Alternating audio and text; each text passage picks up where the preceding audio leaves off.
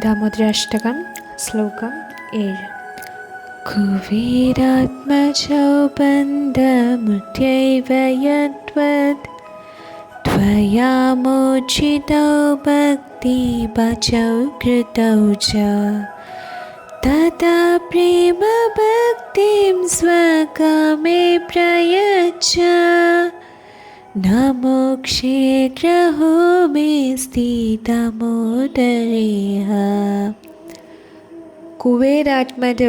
കുബേരാത്മജോ അതായത് കുബേരൻ്റെ ആ രണ്ട് പുത്രന്മാരെയാണ് പറയുന്നത്, നളകുബേര മണിഗ്രീവനും പിന്നെ ബന്ധമുദ്യൈവ അതായത് ആ അരയ്ക്കുന്ന ആ ഉരലില് ഭഗവാനെ കെട്ടി ദിവ്യരൂപം, ആ ഒരു കയറുകൊണ്ട് ബന്ധിപ്പിച്ച ആ ഒരു രൂപം.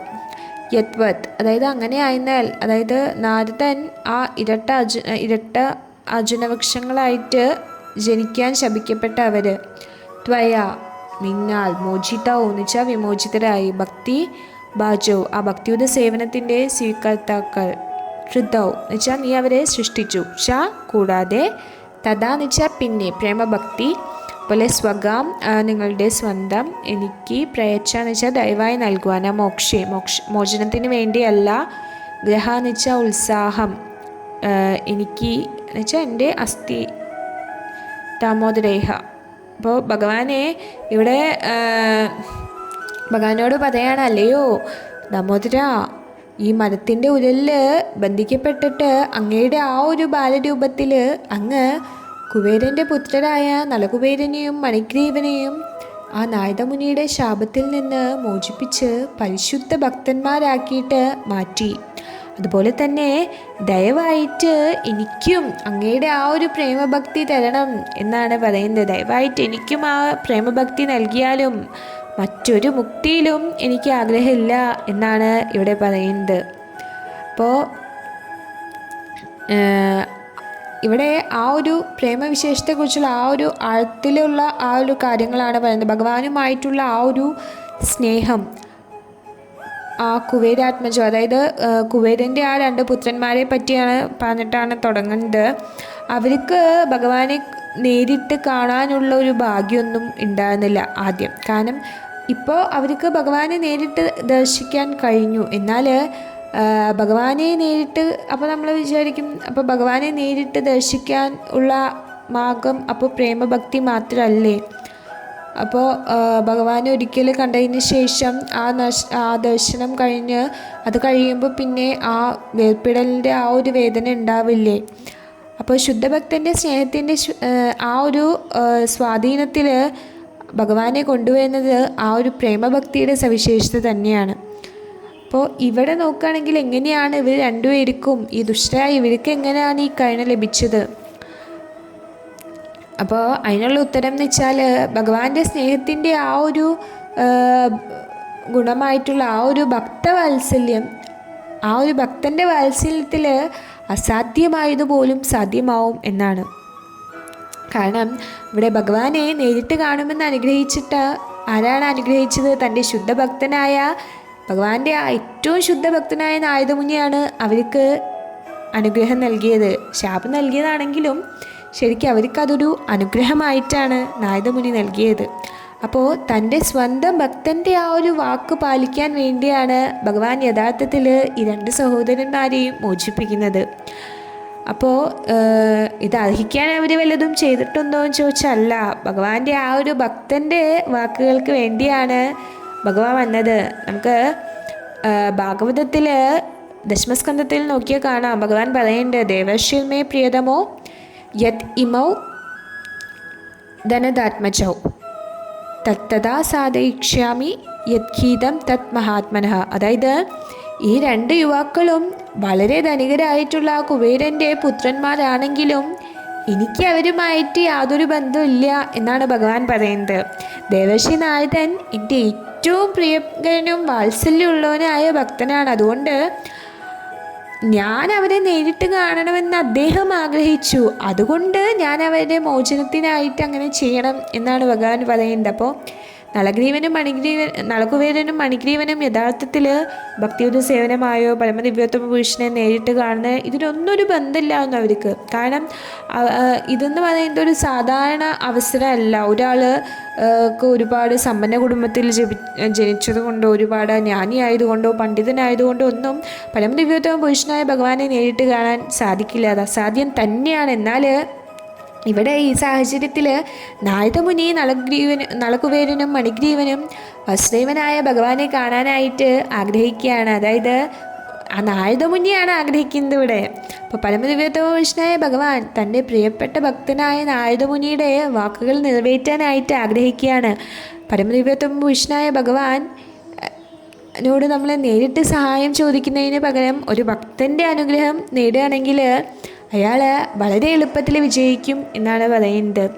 അപ്പോൾ അതിനാൽ ശ്രീല ഭക്തി വിനോദ ഠാക്കൂർ പറയുന്നത് എന്താണെന്ന് വെച്ചാൽ വൈഷ്ണവ ഠാക്കൂർ തോമാര കുക്കുര ബുലിയ ജാന ഹമോ കൃഷ്ണസേ തോമായ കൃഷ്ണദീനെ പാര.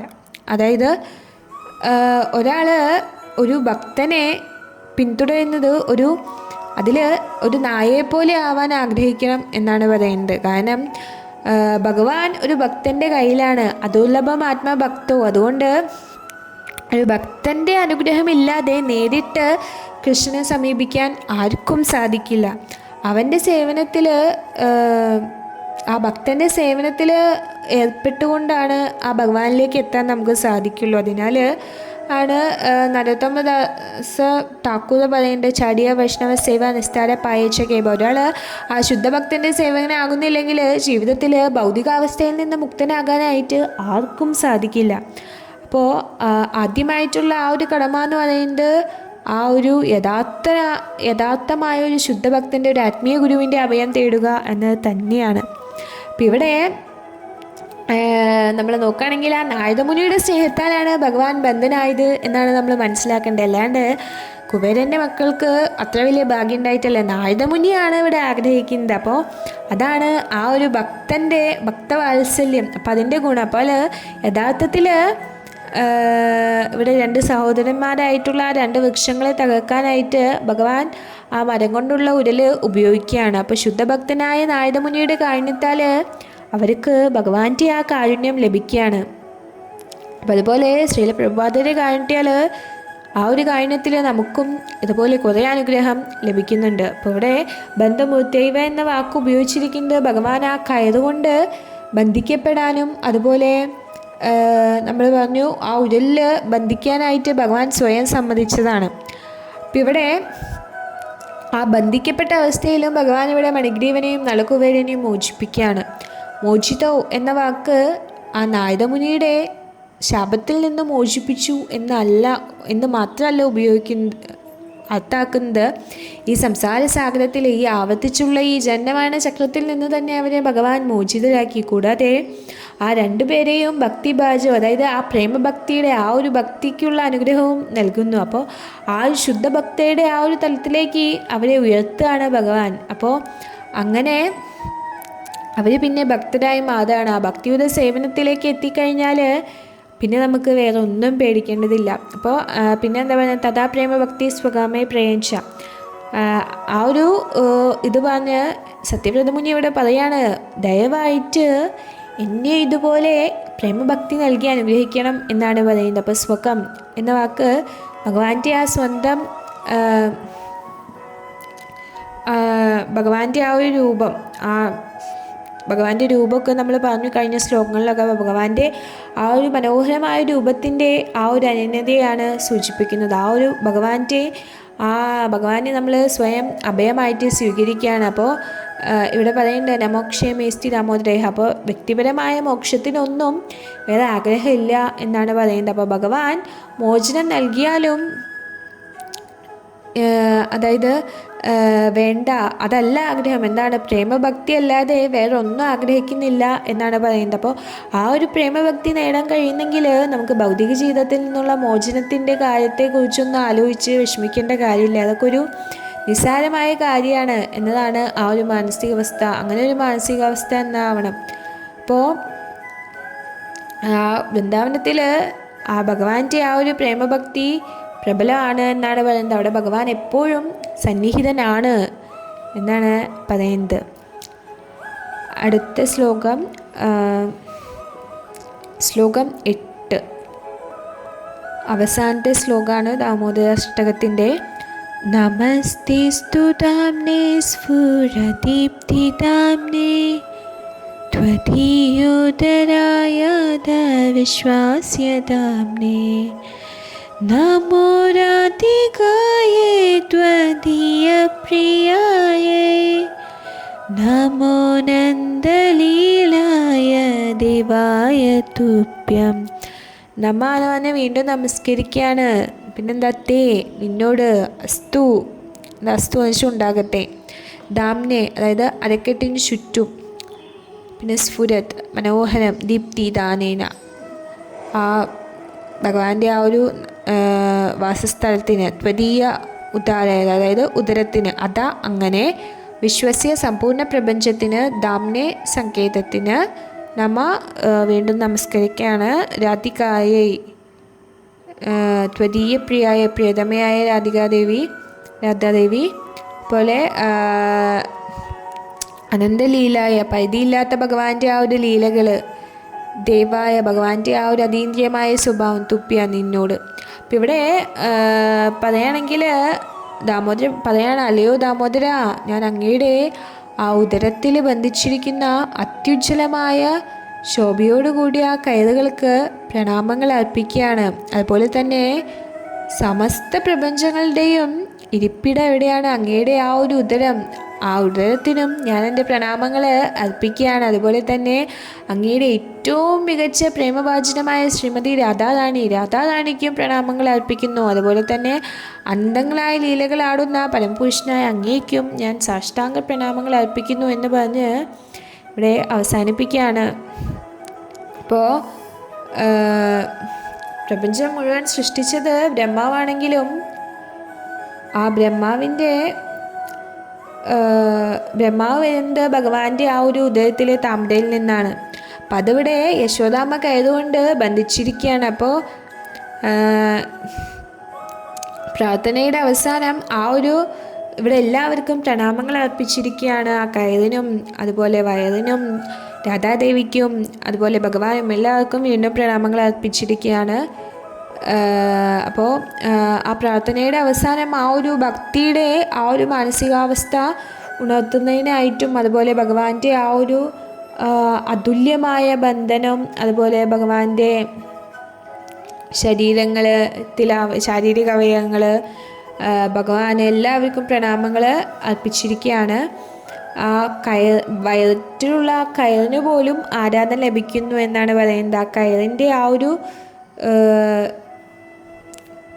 പ്രഭ, അതിൻ്റെ വാസ്ഥാനം അല്ലെങ്കിൽ ആ ഒരു സ്ഫുരദീപ്തി ദാംനെ എന്നാണ് പറയുന്നത്.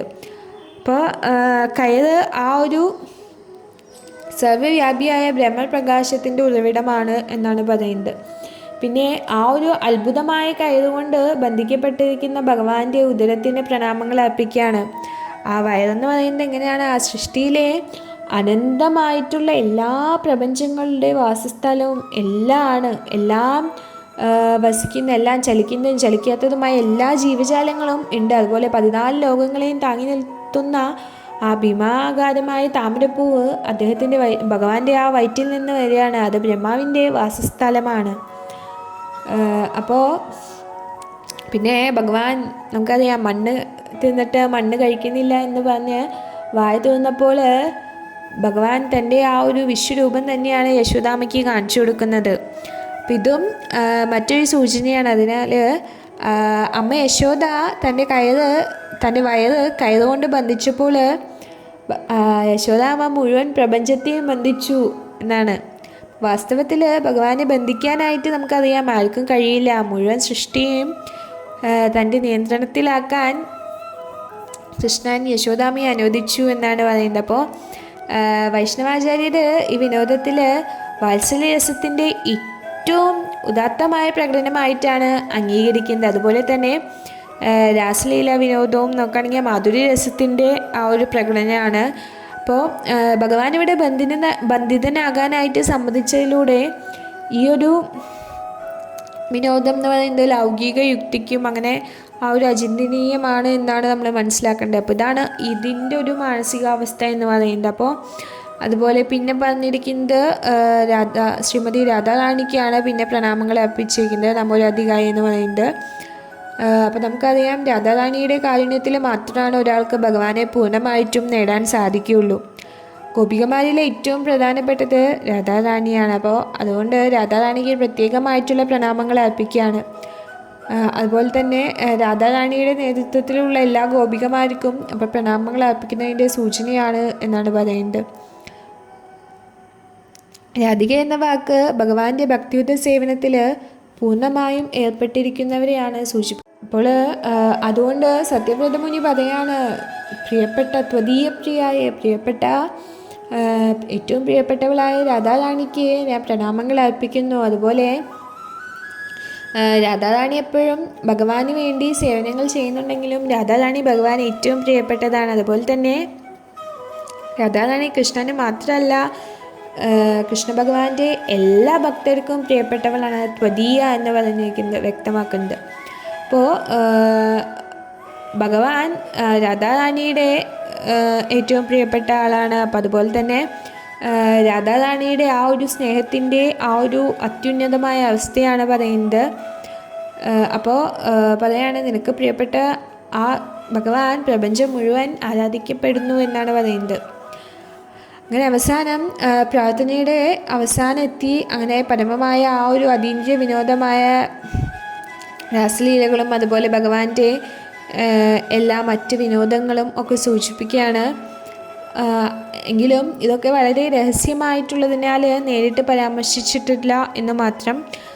ചെറിയ ചെറിയ സൂചനകൾ മാത്രമാണ് നൽകിയിട്ടുള്ളൂ. കൂടാതെ ആ ഒരു വൃന്ദാവനത്തിലും ദിവ്യമണ്ഡലത്തിലെ എല്ലാ വിനോദങ്ങൾക്കും പ്രണാമം അർപ്പിക്കുന്നു എന്നാണ് അനന്തലീല സൂചിപ്പിക്കുന്നത്. അതുപോലെ ദേവായ എന്ന പദത്തിൽ ഭഗവാന്റെ ആ ഒരു ദിവ്യ അതീന്ദ്രിയമായ ഭഗവാൻ ശ്രീകൃഷ്ണനെ തന്നെ സൂചിപ്പിക്കുന്നു.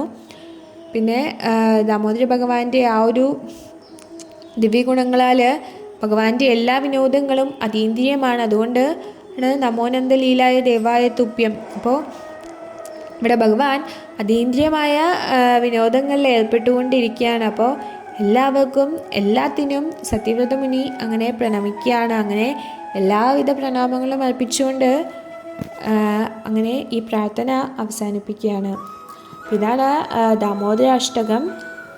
അപ്പോൾ ഭഗവാന്റെ ആ ഒരു ലീലകളെക്കുറിച്ചാണ് വർണ്ണിച്ചിരിക്കുന്നത്. ഭഗവാന്റെ ആ ഒരു ബാല്യലീല, ഭഗവാന്റെ ഓരോ ലീലകൾക്ക് പിന്നിലും ഓരോ കഥകളുണ്ട്.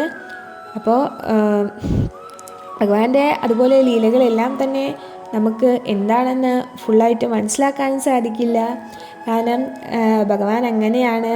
അപ്പോൾ ഭഗവാനെ നമുക്ക് മനസ്സിലാക്കണമെന്നുണ്ടെങ്കിൽ ഭഗവാൻ തന്നെ നമുക്ക് ആ ഒരു കാരുണ്യം, ഭഗവാന്റെ കാരുണ്യം ഉണ്ടെങ്കിൽ മാത്രമാണ് നമുക്ക് ഭഗവാനെ ഫുള്ളായിട്ട് നമുക്ക് മനസ്സിലാക്കാനായിട്ട് സാധിക്കുള്ളൂ. അപ്പം അതിനുവേണ്ടി നമ്മൾ യശോദാമ്മയെ പോലെ പരിശ്രമിച്ചുകൊണ്ടേയിരിക്കുക. അപ്പം അങ്ങനെ പരിശ്രമിച്ചുകൊണ്ടേയിരിക്കുമ്പോൾ ഭഗവാൻ നമ്മളെ കാണുകയും അതുപോലെ ഭഗവാന്റെ ആ ഒരു കാരുണ്യം നമ്മൾക്ക് മേലിൽ പതിക്കുകയും ചെയ്യും. അപ്പം അങ്ങനെ നമുക്ക് ഭഗവാനെ മനസ്സിലാക്കാനും ഭഗവാന്റെ ആ ഒരു ഭക്തിയുത സേവനങ്ങളിലൂടെ ഭഗവാന് വേണ്ടി സേവനങ്ങൾ ചെയ്യാനും എല്ലാം നമുക്ക് സാധിക്കും. ഹരേ കൃഷ്ണ.